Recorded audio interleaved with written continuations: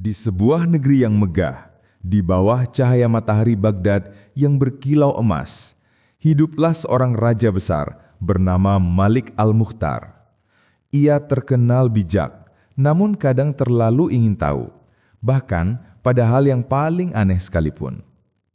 Suatu hari, pertanyaan kecil membuat seluruh istana kebingungan.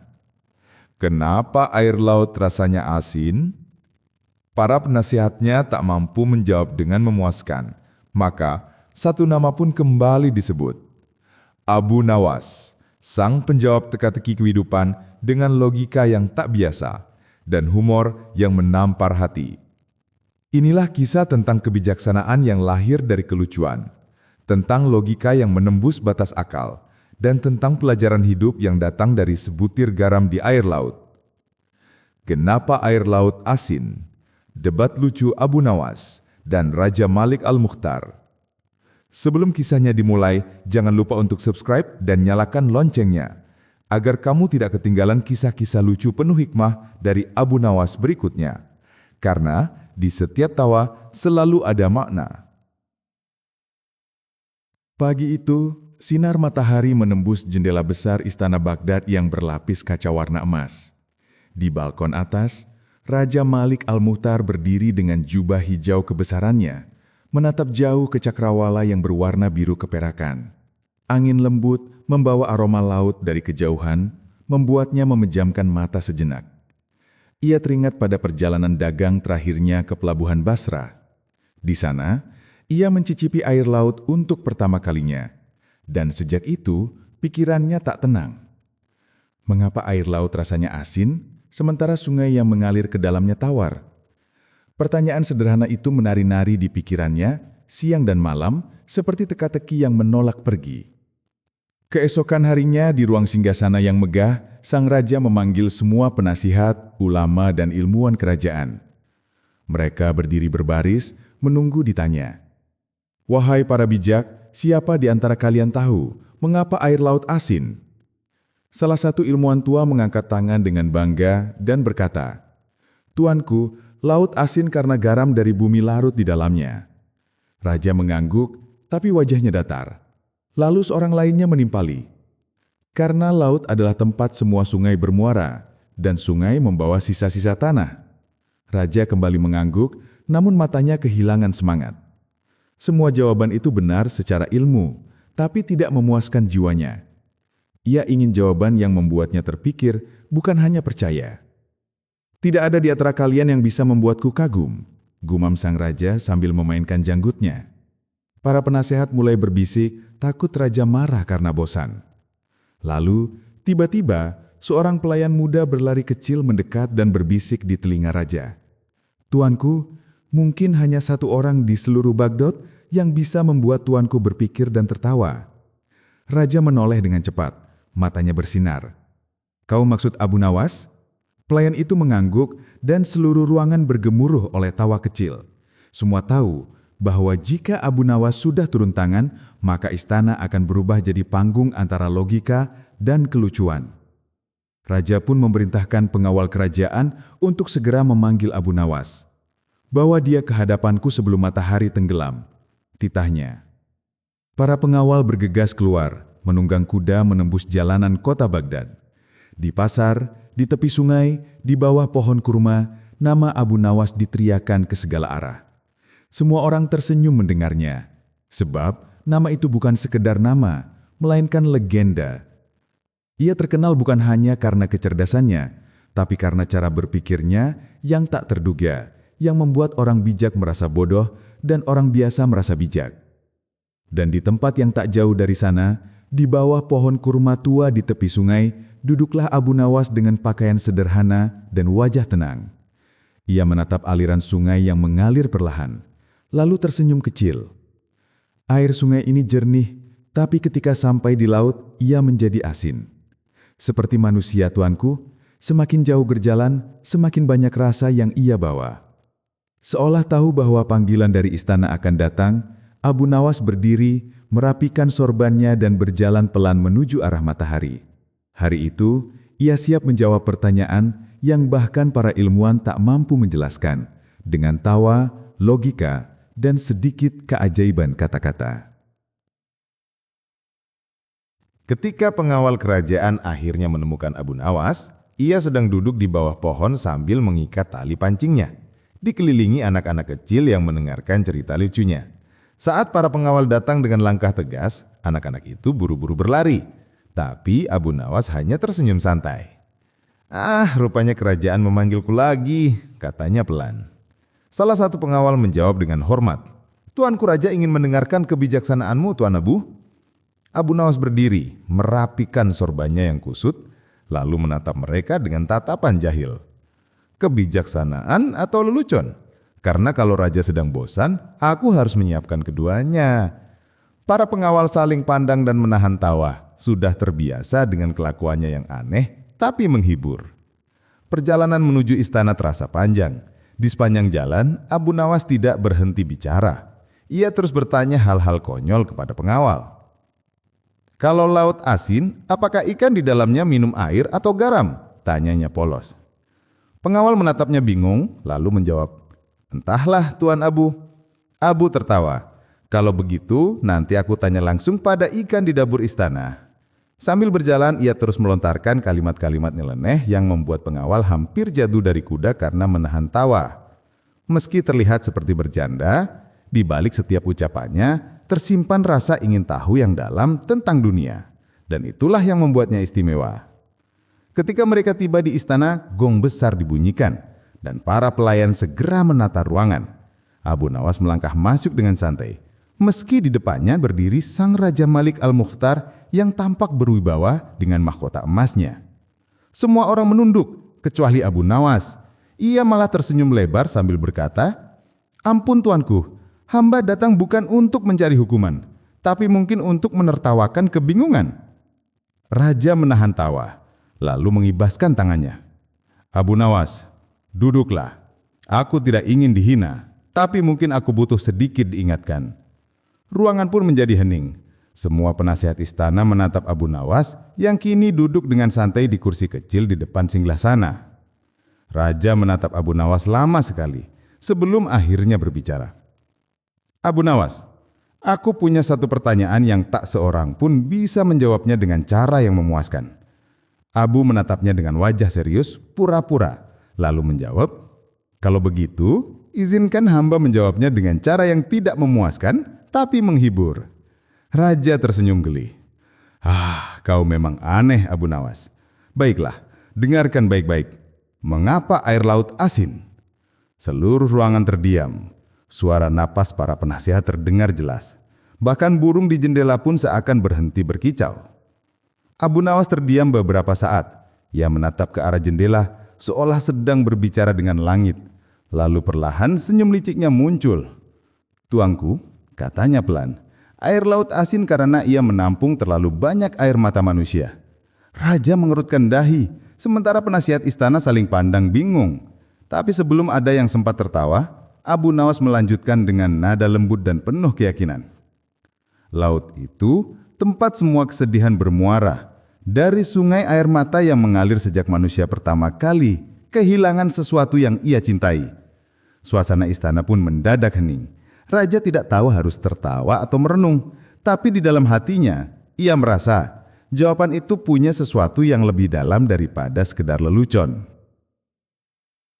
Setelah mendengar jawaban itu, Raja Malik Al-Mukhtar menatap Abu Nawas dengan dahi berkerut. Air mata manusia? Katanya heran. Apa maksudmu, wahai Abu Nawas? Suaranya terdengar seperti sedang menahan tawa sekaligus rasa penasaran. Para penasihat istana mulai berbisik-bisik. Sebagian geli, sebagian bingung. Namun Abu Nawas tetap tenang. Ia menautkan jemarinya dan berkata pelan, "Iya tuanku, laut menjadi asin karena terlalu banyak menampung air mata manusia yang sedih. Air mata kehilangan, air mata penyesalan, air mata cinta yang tak sampai." Suasana ruangan menjadi tenang. Bahkan sang raja yang biasanya cepat membantah, kali ini justru terdiam. Abu Nawas menatap raja dengan senyum tipis. Sejak manusia pertama menangis di bumi, air matanya mengalir ke tanah, lalu terbawa sungai, dan akhirnya bermuara ke laut. Setiap tetes kesedihan manusia, sekecil apapun, menjadi bagian dari samudra yang luas itu. Maka jangan heran bila laut terasa asin, karena ia memeluk seluruh tangisan dunia. Raja terdiam, lalu menunduk sedikit seolah kata-kata itu menyentuh sesuatu di dalam hatinya.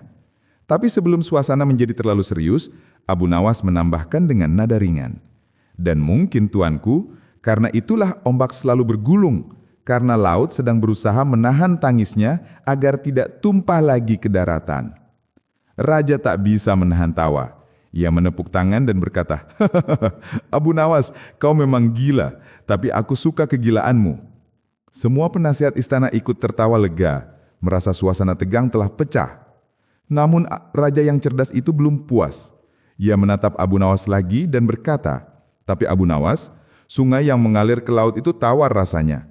Kalau sungai berasal dari air mata, seharusnya sungai juga asin bukan? Suaranya terdengar menantang, seolah ingin menguji kepintaran si cerdik Baghdad itu. Abu Nawas tidak terlihat bingung sedikit pun. Ia mengusap janggutnya perlahan dan menjawab dengan tenang. Benar tuanku, tapi sungai itu telah melewati tanah, dan tanah dengan kebijaksanaannya telah menyaring kesedihan manusia. Hanya air mata yang paling dalam dan paling tulus yang sampai ke laut. Semua orang terdiam, kagum sekaligus geli. Kata-katanya seperti puisi yang dibungkus logika aneh. Jadi, lanjut Abu Nawas, laut menjadi asin bukan hanya karena air mata, tapi karena yang sampai padanya hanyalah kesedihan yang paling murni. Raja menatapnya lama, lalu tersenyum. Abu Nawas, kau menjawab pertanyaanku dengan cara yang tak masuk akal. Tapi justru itulah yang membuatnya masuk ke dalam hati. Ia tertawa kecil, sementara Abu Nawas menunduk sopan, menahan tawa juga. Hamba hanya ingin tuanku tahu, kadang kebenaran tidak selalu harus rasional, asal bisa membuat manusia lebih bijak dan tersenyum. Raja mengangguk perlahan. Untuk pertama kalinya hari itu, ia merasa bahwa tawa bisa menjadi jalan menuju kebijaksanaan.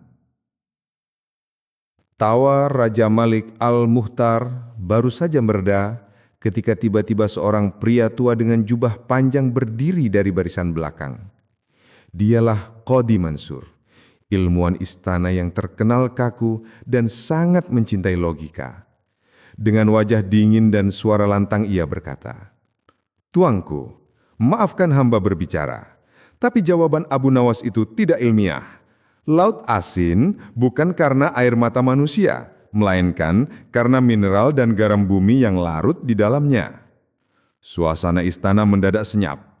Beberapa penasihat berdeham, takut suasana kembali tegang.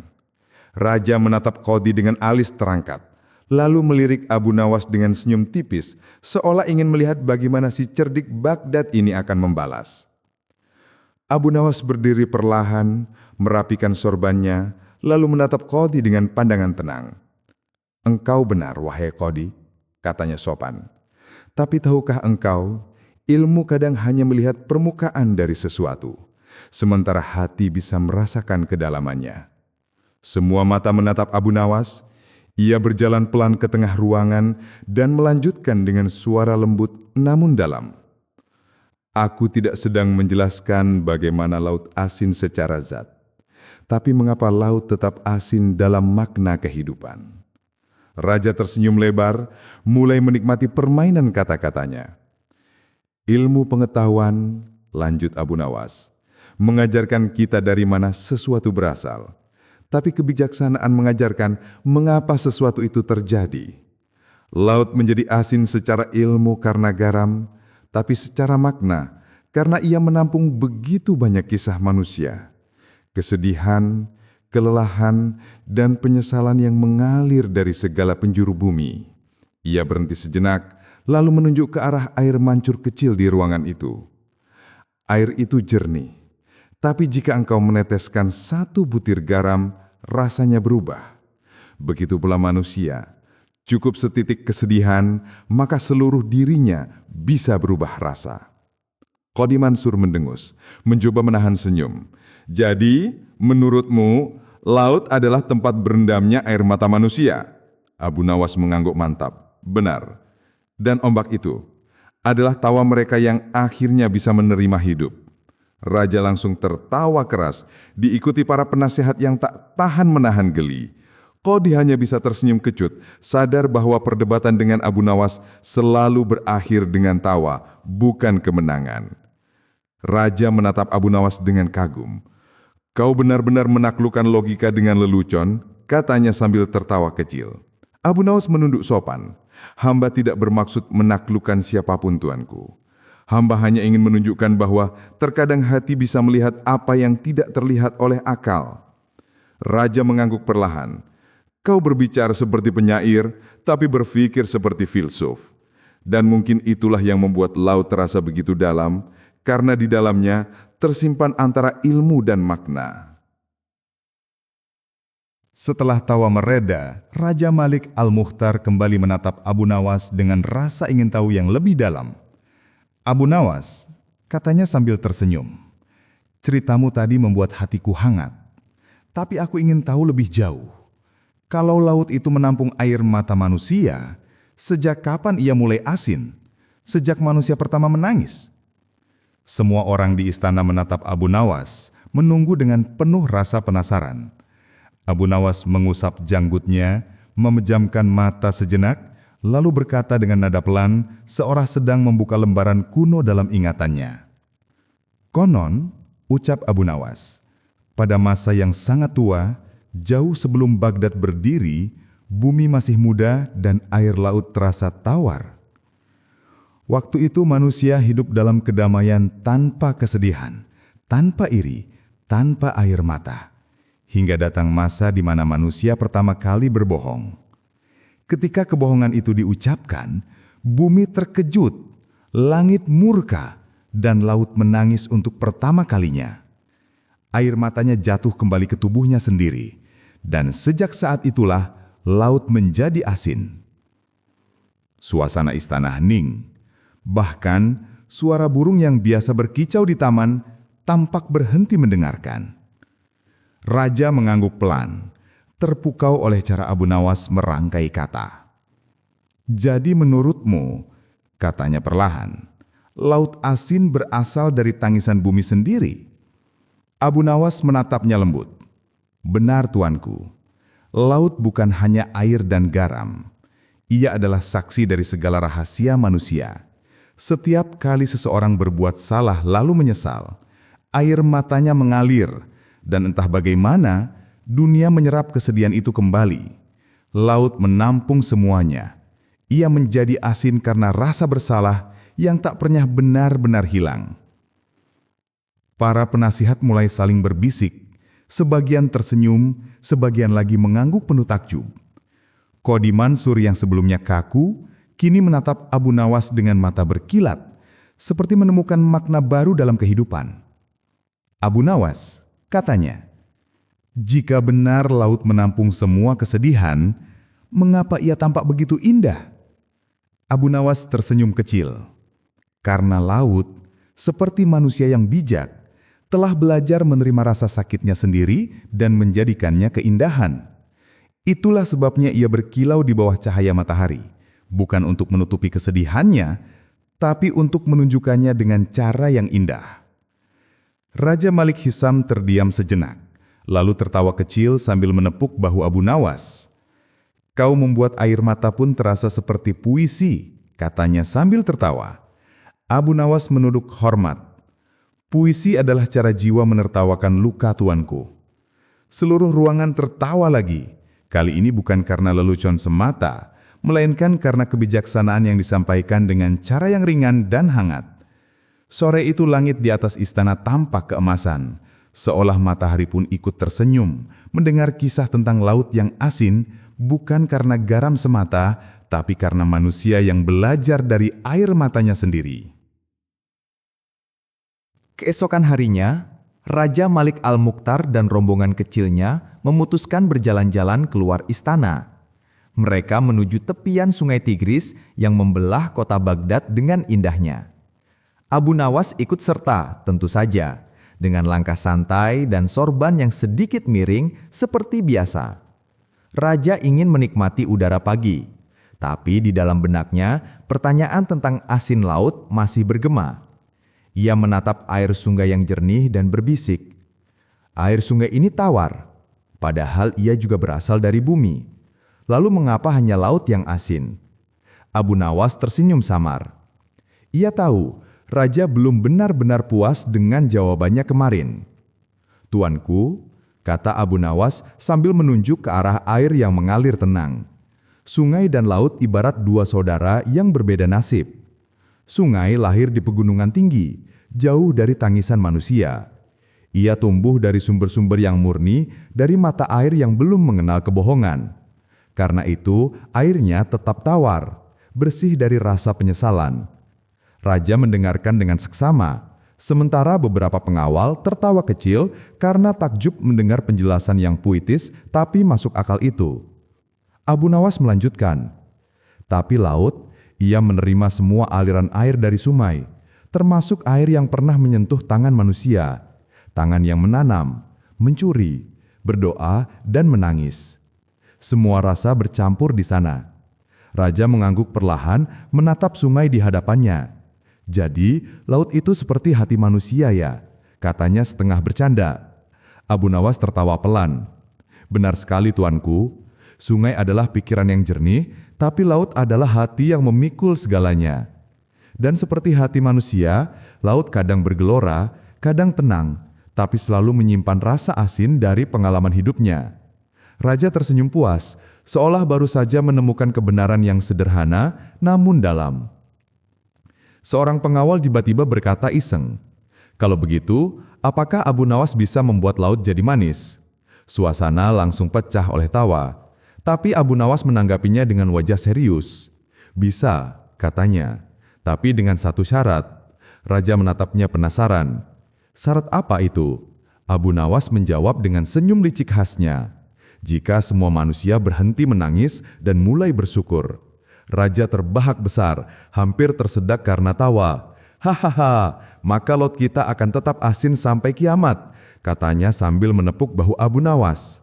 Abu Nawas ikut tawa, tapi kemudian menatap sungai dengan pandangan lembut. "Mungkin benar tuanku, tapi jika air mata bisa membuat laut asin, maka rasa syukur bisa membuat hati manusia menjadi manis. Mungkin bukan laut yang perlu diubah, tapi hati manusia itu sendiri." Suasana menjadi hening sesaat. Angin berhembus pelan, membawa kata-kata Abu Nawas menyusuri permukaan air yang tenang. Raja mengangguk perlahan, lalu berkata, "Abu Nawas, kadang aku merasa kau bukan hanya rakyatku, tapi juga cermin yang membuatku belajar menjadi manusia."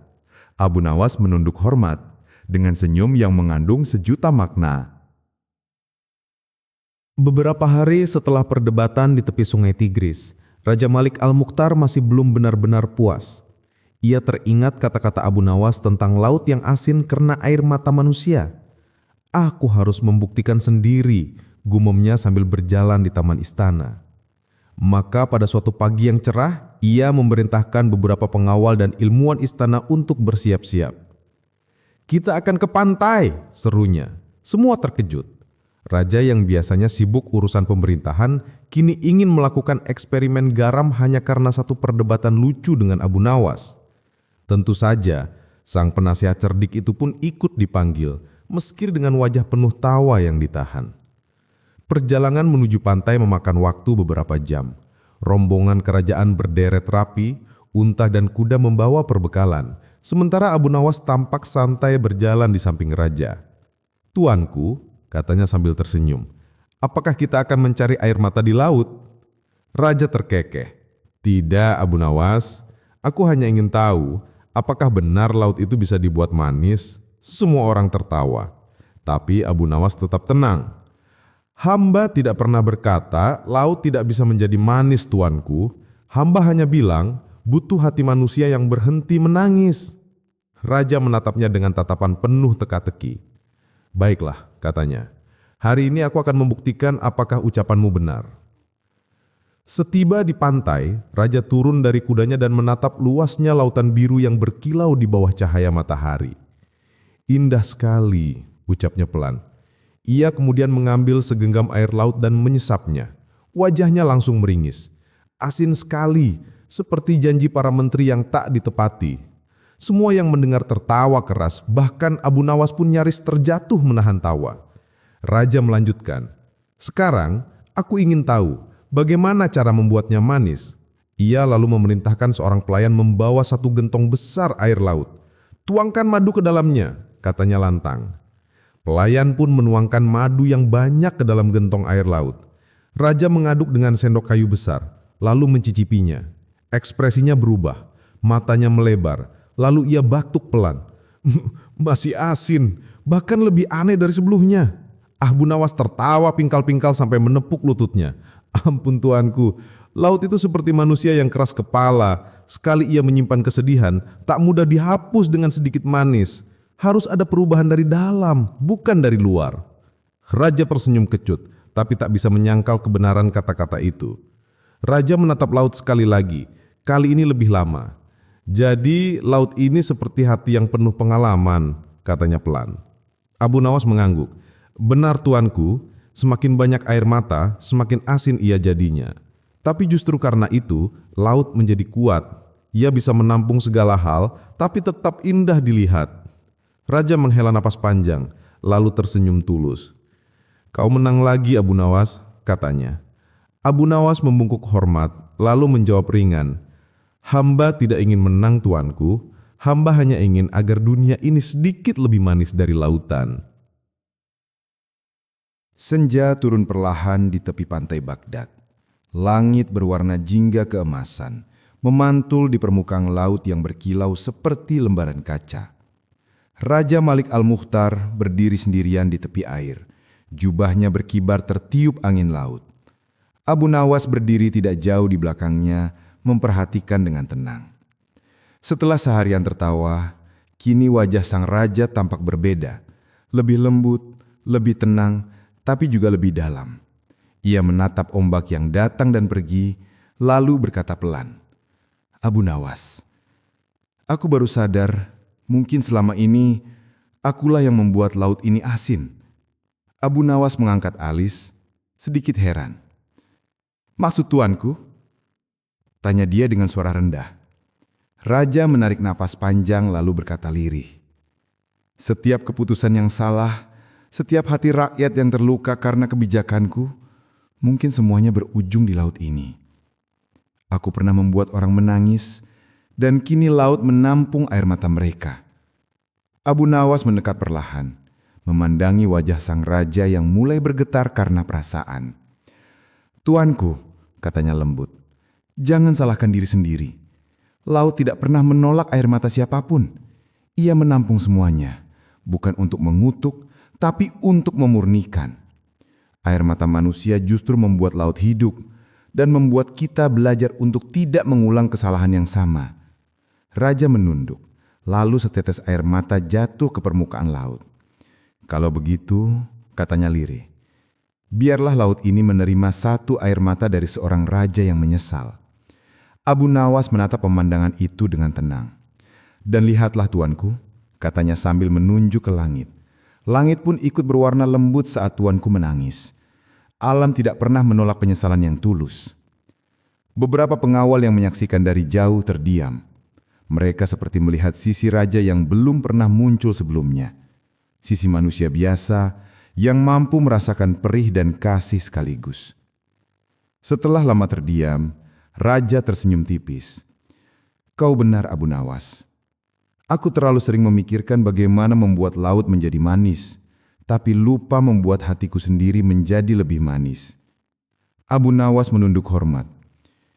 "Itulah pelajaran yang sesungguhnya, tuanku. Laut tidak bisa berubah rasa, tapi hati manusia bisa. Dan bila hati manusia manis, maka dunia akan terasa lebih lembut. Bahkan air laut pun tak lagi terasa pahit di jiwa." Raja mengangguk. Matanya berkaca-kaca, tapi bahagia. "Mungkin itulah sebabnya aku selalu membutuhkanmu, Abu Nawas. Kau membuatku menangis, tapi dengan tawa." Abu Nawas tersenyum hangat. "Terkadang tuanku, air mata bukan tanda kelemahan, melainkan tanda bahwa hati kita masih hidup. Seperti laut, ia asin, tapi di dalamnya ada kehidupan." Raja menatap laut sekali lagi, lalu menepuk bahu Abu Nawas dengan lembut. "Kau benar sahabatku, katanya dengan suara bergetar. Dan malam ini, laut terasa lebih manis daripada sebelumnya. Matahari tenggelam sepenuhnya di ufuk barat, meninggalkan dua sosok, Raja dan si cerdik Abu Nawas, berdiri di tepi pantai dalam keheningan yang penuh makna dan kedamaian. Malam turun perlahan di pantai Baghdad. Bulan menggantung tinggi, memantulkan cahayanya di atas gelombang yang tenang namun tak pernah diam. Raja Malik Al-Mukhtar dan Abu Nawas duduk di atas batu besar, menikmati semilir angin laut yang membawa aroma garam dan keheningan. Abu Nawas, kata Raja pelan, "Setelah hari ini, aku merasa laut memiliki rahasia yang lebih dalam dari yang bisa kulihat." Abu Nawas tersenyum samar. "Tentu saja, tuanku. Ombak itu bukan sekedar air yang bergerak, ia adalah napas laut, cara lautan bercerita kepada langit." Raja menatapnya heran. "Bercerita kepada langit?" Abu Nawas mengangguk. "Iya, tuanku, karena laut menampung semua rahasia manusia dan langitlah yang menjadi saksi. Maka setiap kali laut berombak, itu tandanya ia sedang berbicara." Raja menatap ombak yang datang silih berganti. "Lalu, apa yang laut katakan malam ini?" tanyanya.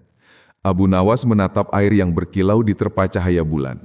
Laut sedang bercerita bahwa hari ini seorang raja telah meneteskan air mata bukan karena lemah, tapi karena hatinya lembut. Dan langit pun menjawab dengan menurunkan ketenangan. Raja tersenyum kecil, menatap ke langit yang bertabur bintang. "Kau membuatku merasa seperti bagian dari cerita alam, Abu Nawas." "Memang begitu adanya, tuanku. Kita semua adalah bagian dari percakapan antara bumi dan langit, dan laut adalah penerjemah di antaranya." Raja menunduk sejenak. "Kalau begitu, mungkin ombak itu seperti lidah laut yang berbicara tanpa suara?" Abu Nawas tertawa kecil. "Benar sekali, tuanku. Tapi hati-hati, kadang ombak juga menggoda. Ia suka mencuri kata dari manusia." Raja tertawa heran. "Mencuri kata? Apa maksudmu?" Abu Nawas menunjuk ke laut sambil tersenyum nakal. "Pernahkah tuanku berteriak di tepi laut, tapi suara tuanku hilang ditelan angin? Nah, itu dia. Laut menyimpan kata-kata yang manusia buang, baik doa, amarah, maupun harapan." Raja memandangi ombak yang berkejaran di bawah kakinya. "Jadi laut ini penuh dengan kata-kata manusia?" tanya Raja sambil tersenyum geli. "Ya, tuanku, itulah sebabnya ombak tak pernah berhenti berbicara. Ia memutar semua kata yang pernah manusia ucapkan. Dan mungkin jika kita mendengar baik-baik, kita bisa menemukan jawaban yang kita cari." Raja tertawa kecil. "Kalau begitu, mungkin ombak itu seperti lidah laut yang berbicara tanpa suara."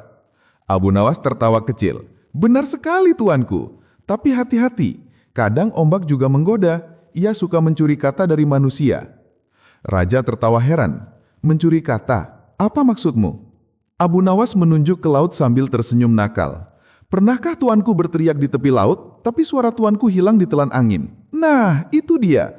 Laut menyimpan kata-kata yang manusia buang, baik doa, amarah, maupun harapan." Raja memandangi ombak yang berkejaran di bawah kakinya. "Jadi, laut ini penuh dengan kata-kata manusia?" tanya Raja sambil tersenyum geli. "Iya, tuanku. Itulah sebabnya ombak tak pernah berhenti berbicara. Ia memutar semua kata yang pernah manusia ucapkan. Dan mungkin jika kita mendengar baik-baik, kita bisa menemukan jawaban yang kita cari." Raja tertawa kecil. "Kalau begitu, mungkin ombak itu tidak mengulang kata-kataku yang memarahi menteri kemarin," ujarnya bercanda. Abu Nawas menimpali cepat. "Jangan khawatir, tuanku. Laut hanya menyimpan kata yang jujur dari hati, yang berpura-pura biasanya tenggelam." Semua orang tertawa dan suasana pun menjadi hangat di bawah cahaya bulan. Setelah lama berbincang, Raja terdiam sejenak, memandangi laut yang terus bergerak. "Abu Nawas," katanya dengan nada lembut, "kalau laut menyimpan rahasia manusia, maka siapakah yang menyimpan rahasia laut?" Abu Nawas menyentuh dalam, matanya menatap ke arah langit yang bertabur bintang. "Langit, tuanku, karena laut selalu menatap langit tapi tak pernah bisa menyentuhnya.